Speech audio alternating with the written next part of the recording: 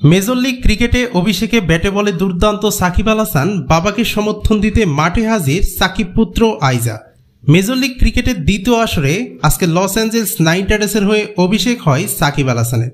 আর অভিষেকেই ব্যাটে বলে দুর্দান্ত পারফর্ম করেছেন সাকিব। এদিন টস হেরে আগে ব্যাট করতে নেমে দলীয় মাত্র 5 রানে 2 উইকেট পড়লে ব্যাটিং করতে নামেন সাকিব। এদিন মাত্র 13 বলে 3টি 4 এবং 138 স্ট্রাইক রেটে 18 রান করেন সাকিব। আর সাকিবের দল লস অ্যাঞ্জেলস নাইট রাইডার্স করে 7 উইকেট হারিয়ে 162 রান। এদিকে বোলিং ইনিংসের 7ম ওভারে প্রথমবারের মতো বোলিং করতে আসেন সাকিব আল হাসান। ওই ওভারে 10 রান দিলেও কোনো উইকেট পাননি সাকিব। এরপর 9ম ওভারে বোলিং করতে আসলে দ্বিতীয় বলে ছক্কা মারে টেক্সাসের ব্যাটার হার্ডি।